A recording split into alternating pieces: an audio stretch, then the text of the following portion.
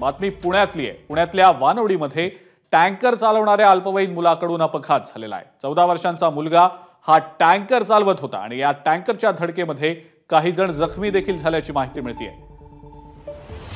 Tanker चालवायला अवघ्या 14 वर्षांच्या मुलाच्या हातात देण्यात आल्याचा गंभीर प्रकार समोर आल्याने आता खळबळ माजली आहे। पुण्यातल्या वानवडीमध्ये भरधाव टँकरने सकाळी व्यायामासाठी बाहेर पडलेल्या मुलांना धडक दिलेली आहे। एका दुचाकी चालक महिलेला सुद्धा धडक दिली आहे। हा अपघात 6:30च्या दरम्यान घडला।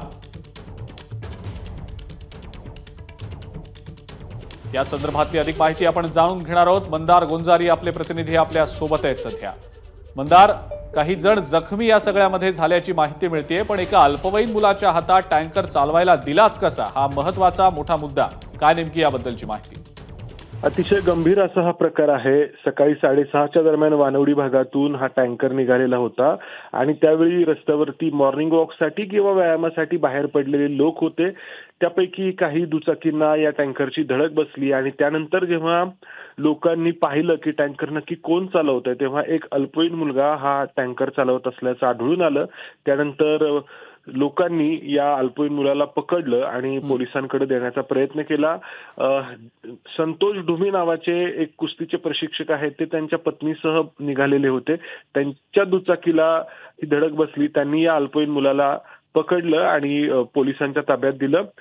मात्र या प्रकारामुळे पुन्हा एकदा अल्पवयीन मुलांच्या हातामध्ये अशी वाहनं का जात आहेत हा प्रश्न निर्माण झालाय। कारण सगळ्यांना ठाऊक आहे की काही दिवसांपूर्वी पुण्यातील कल्याणीनगर भागामध्ये अल्पवयीन मुलांनी कार चालवून दोघांचा बळी घेतला होता आणि त्यानंतर अल्पवयीन मुलाच्या हातामध्ये हा टँकर नक्की कोणी दिला, कोणाच्या मालकीचा आहे, याचा आता तपास होणार आहे। अजिंक्य, मंदार, अल्पवयीन मुलाला पोलिसांनी ताब्यात तर घेतल्याचं समजतंय। प्राथमिक काही चौकशी झाली आहे का? काही त्यातनं काही बाबी समोर आलेल्या आहेत का? हा टँकर सकृतदर्शनी कोणाचा आहे याचा पोलीस तपास करतायत। हा मुलगा टँकर कुठे घेऊन चाललेला होता याचा तपास करतायत आणि अर्थातच टँकर मालक जो आहे त्याच्यावरती देखील कारवाई होणं अपेक्षित आहे। अजिंक्य, मंदार, तुम्ही असेच आमच्या सोबत राहा। अपघातग्रस्त संतोष ढुमे देखील आहेत आपल्या सोबत, त्यांची आपण प्रतिक्रिया जाणून घेऊया।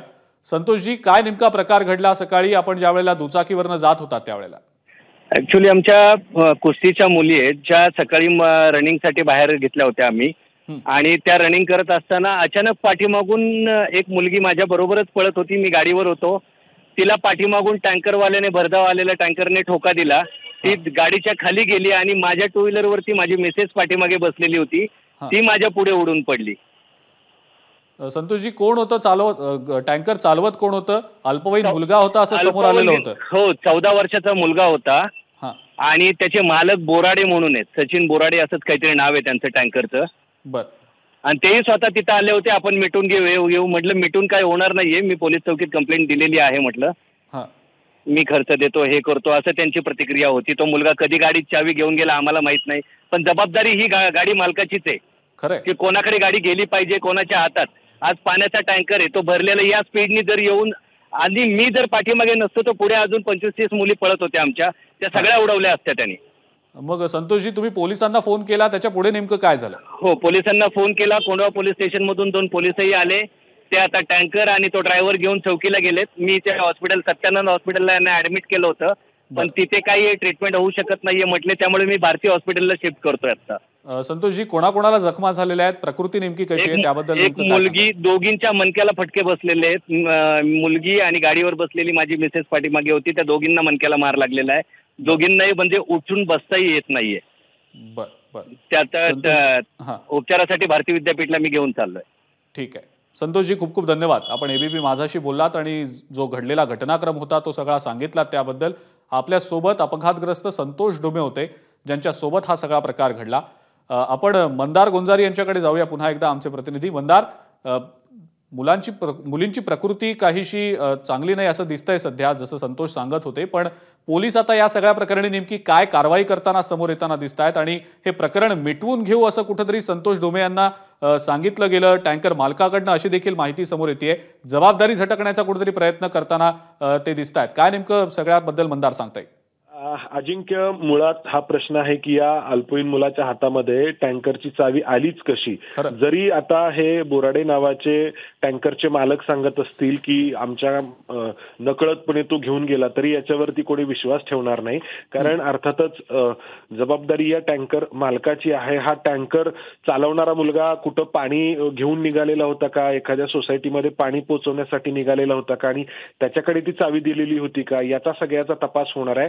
गंभीर बाब ही आहे की अल्पवयीन मुलांना वाहनं सोपवताना जे पालक आहेत किंवा ज्यांची जबाबदारी आहे, ज्यांच्याकडे मंदार वाहनाची थांबवतोय मालकी तुम्हाला थोड्या वेळासाठी. मी पुन्हा एकदा येतो आपल्याकडे. आपल्या सोबत सध्या काँग्रेसचे आमदार रवींद्र धंगेकर देखील जोडले गेलेले आहेत फोन लाईनवरनं. रवींद्रजी, एबीपी माझामध्ये आपलं स्वागत. आपण पाहतो आहोत वानवडीमध्ये टँकर चालवत होता 14 वर्षीय अल्पवयीन मुलगा.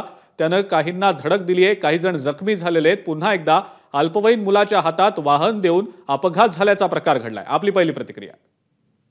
याच्यामध्ये पालकांची गंभीर चूक आहे. पालकांनी अशा वेळेला मुलांच्या हातात गाड्या दिल्या नाही पाहिजेत. चावी पालकांनी दिली का मुलांनी घरातनं घेतली हा प्रश्न आहे. परंतु पुण्यातील सर्व लोकांची आता जबाबदारी वाढलेली आहे. पुणे शहर कुठल्या दिशेला चाललं हा महत्वाचा प्रश्न आहे. आता सगळंच आपण सरकारवर अवलंबून न राहता आपण आपल्या पालकांची आणि आपल्या परिवाराची आणि आपण आपल्या आजूबाजूच्या लोकांची काळजी ज्याने त्यांनी घेतली पाहिजे. जर अशी मुलं पालकांचं ऐकत नसतील तर त्यांना चांगल्या सल्लागाराकडे नेऊन त्यांच्याकडून त्यांना सल्ला घेतला पाहिजे. आणि हे गंभीर विषय एखाद्याचा जीव किती स्वस्त झाला पुण्यात हा महत्वाचा प्रश्न आहे. आणि याच्यामध्ये पालकांची चूक आहे आणि पालकांनी अशा मुलांच्या हातामध्ये किंवा अशा मुलांच्या आजूबाजूला काय गोष्टी ठेवल्या बी नाही पाहिजेत. रवींद्रजी, गेले काही दिवस सातत्यानं असे अपघात घडतायत पुण्यामधले, तर अपघाताच्या घटना आपण पाहतोच आहोत. मात्र हा मुद्दा अत्यंत गंभीर बनत चाललाय, आपण देखील म्हणालात. आणि विधिमंडळाचं अधिवेशन सध्या सुरू आहे. या मुद्द्याबाबत सातत्यानं आवाज उठवला जातोय. आपण देखील याबद्दल विधिमंडळात बोलणार आहात, भाष्य करणार आहात? नाही, मी तर सातत्यानं बोलतोय. विधिमंडळात किती आम्हाला संधी बोलायला देतात हा महत्वाचा प्रश्न आहे. कारण विधिमंडळात आम्हाला बोलायला संधीच मिळत नाहीये. पण तरी आम्ही रस्त्यावर येऊन आम्ही आमची बाजू मांडतोय. पण ह्याच्यामध्ये आता ही काय पालकांची चूक आहे या प्रकरणात. पण आज समृद्धी महामार्गावर बी मोठा अपघात झाला, 7 लोक गेली. म्हणजे आता ह्या राज्यात चाललंय का हा महत्वाचा प्रश्न आहे. आणि पुण्यामध्येही ट्रॅफिकचे प्रश्न प्रचंड आहेत.